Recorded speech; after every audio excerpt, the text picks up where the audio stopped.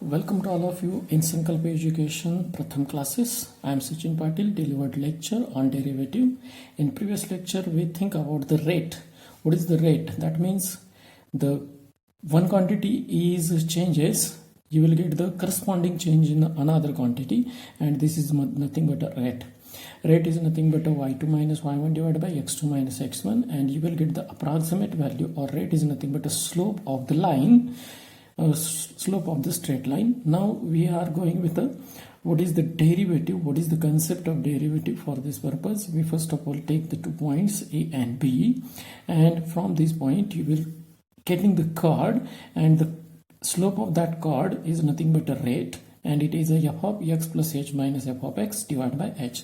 Now this b point becomes to the closer and closer to the point a. At that time, the difference between point A and B, that is a h, is tends to 0, and therefore we will get the limit of this rate as h tends to 0, limit of h tends to 0, f of x plus h minus f of x divided by h. This is called as a derivative. It is denoted by f dash x or dy by dx, and it is read as derivative of y with respect to x. Therefore, f dash x is equal to dy by dx is equal to limit of h tends to 0, f of x plus h minus f of x divided by h. This is derivative of function by using first principle, and you will get the derivative is nothing but a tangent drawn at a particular point. Derivative is nothing but it is a slope of a tangent drawn at a particular point to the curve. Right now we are going with the next concept related to that derivative, and it is nothing but some standard derivatives and algebra related to that derivative. First of all, we know that standard formulae of derivatives. What are the standard formulas of the derivatives? First of all, first formula is d dx of x raised to n, where n is nothing but any constant value, that means 2, 3, 4 and so on up to any value related to that one, and the derivative of x raised to n is n into x raised to n minus 1. Second derivative is d dx of x, it is 1. Third one is d dx of k, that means k is a constant is here, and derivative of constant is a 0. K is a constant. K is a constant. Fourth formula, d dx of log x, it is 1 divided by x. Fifth formula, d dx of root x, it is 1 divided by 2 root x. Sixth formula, d dx of a raised to x, it is a raised to x into log a, where a is any constant value and raised to x, that means you will take the consideration of 5 raised to x. Then what is the derivative of 5 raised to x? Is a 5 raised to x into log 5. Seventh formula, d dx of e raised to x, it is e raised to x. Eighth formula, d dx of sin x, it is equal to cos x. At ninth formula, d dx of cos x, it is equal to minus sin x. 10th formula, d dx of tan x, it is equal to sec square x. 11th formula, d dx of sec x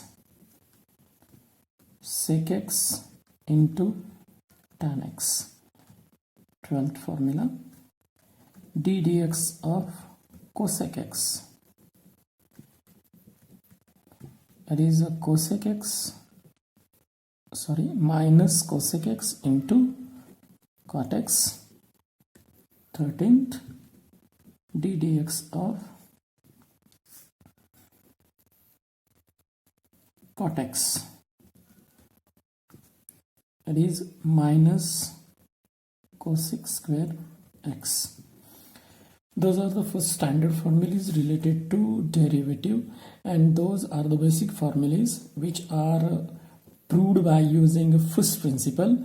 I will show you one example by proved by using a first principle formula, and then we will get the algebra of derivative.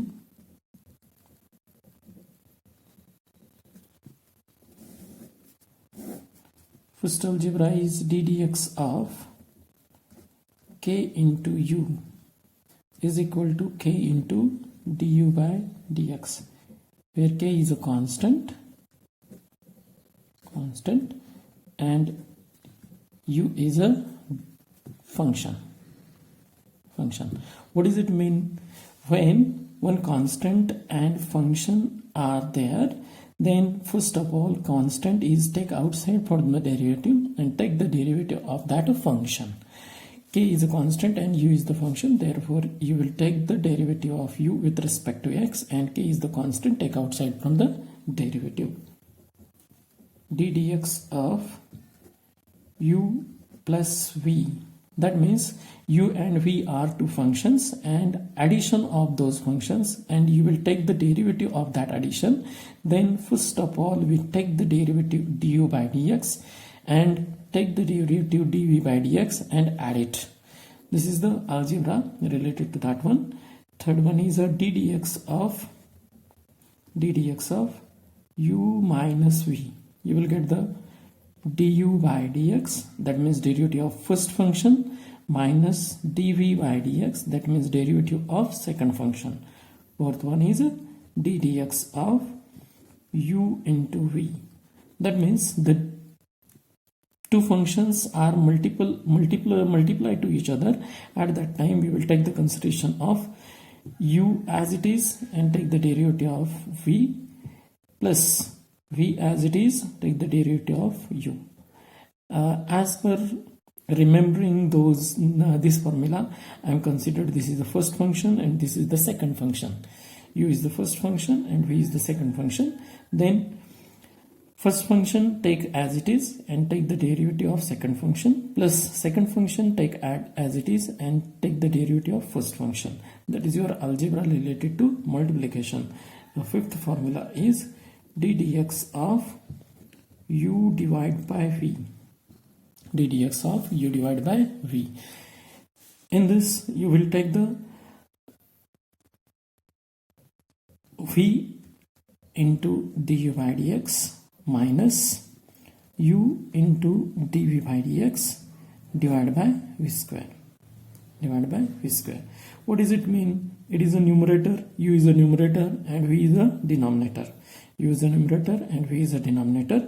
First of all take the denominator as it is and take the derivative of numerator, minus take numerator as it is and take the derivative of denominator divided by denominator square. This is your algebra related to the derivatives. Those are the standard formulas, are very useful to solve next different derivatives which are related to different functionalities. Right now, according to 12th standard, we are going with the different derivatives and we are performing the derivatives like that one. First of all, differentiation of composite function or derivative of composite function. Second one is a derivative of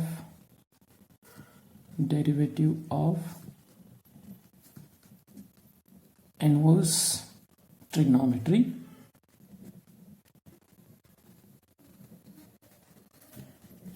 Inverse trigonometric function. Third one is a derivative, or it is also called as a logarithmic differentiation.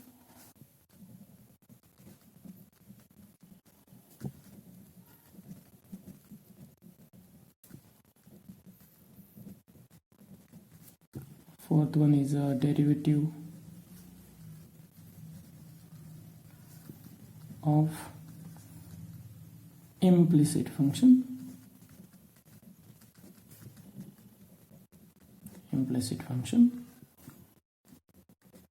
Fifth one, derivative of parametric function. Sixth one, derivative of derivative, that is a higher order derivative.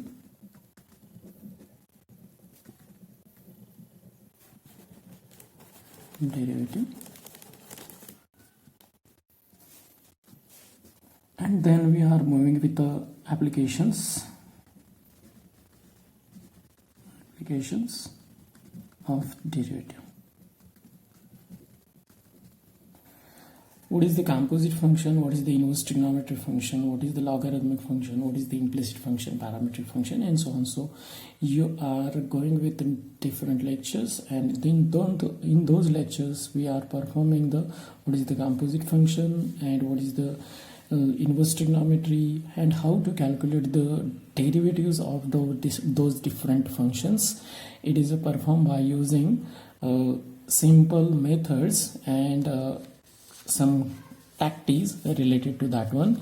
For solving those different derivatives of a function, first of all we know about those formulas, or those are the standard basic formulas which are related to that one. That means derivative of x raised to n is n into x raised to n minus 1, derivative of x is equal to 1, derivative of constant is equal to 0, derivative of log x is equal to 1 upon x, derivative of root x is equal to 1 divided by 2 root x, the derivative of a raised to x is a raised to x into log a, derivative of e raised to x is equal to e raised to x, derivative of sin x is equal to cos x, derivative of cos x is equal to minus sin x, derivative of tan x is equal to sec square x, derivative of sec x is equal to sec x into tan x, derivative of cosec x is equal to minus cosec x into cot x, derivative of cot x is equal to minus cosec square x.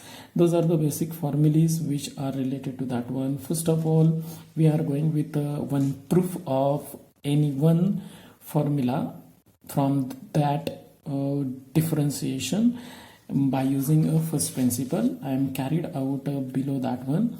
We know that now we take the consideration of y is equal to f of x is equal to root x.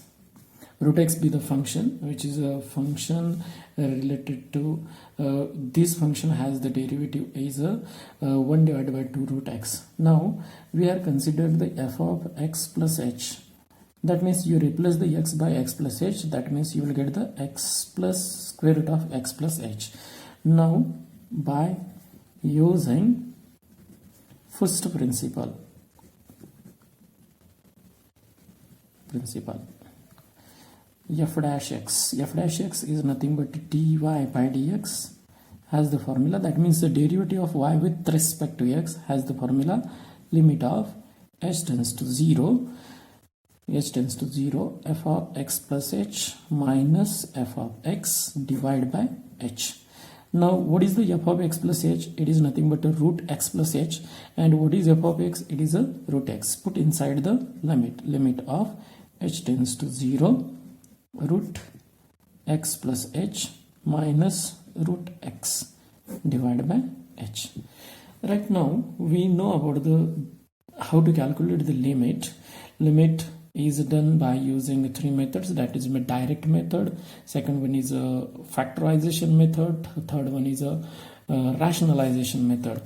When h tends to 0 or anything, when we put those value inside the denominator, if denominator becomes 0, then there will be a absolutely presence of the factor. That means h is a factor is here, because h is equal to 0 put inside the denominator becomes 0, and therefore the complete limit is collapsed.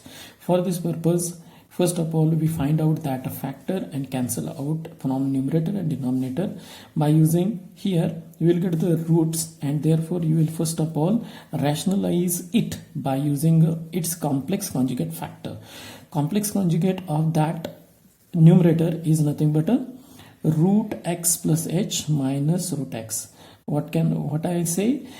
First of all, we can rationalize the numerator and denominator by using a complex conjugate of that numerator is nothing but root x plus h minus root x plus h plus root x. Therefore, first of all, we have to perform limit of h tends to 0, root x plus h minus root x divided by h into, we have to rationalize it by using a x plus h plus root x divided by root x plus h plus root x. Right now we will get the consideration of it is a minus b and a plus b. Multiplication of this a minus b and a plus b is nothing but a square minus b square, and therefore this is a, and therefore a square of that is nothing but a limit of h tends to 0, x plus h minus b square is nothing but a root x square, that means x divided by h into 1 divided by, because this is multiplied by this, and therefore this is remain as it is in the denominator. Then x is cancelled to x, and you will get the limit of h tends to 0,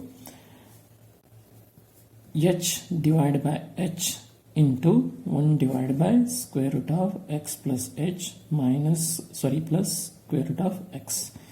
H and h cancel to each other, therefore limit of h tends to 0, 1 divided by square root of x plus h plus square root of x. Now h is equal to 0 put inside the denominator and it becomes 0, then once again you have to perform the rationalization, factorization, whatever you required. Now h is equal to 0 put inside the denominator, you will get the direct limit is nothing but a square root of x plus 0 plus root x, that means 1 divided by root x plus root x, that is 1 divided by 2 root x. And therefore what you can say, the derivative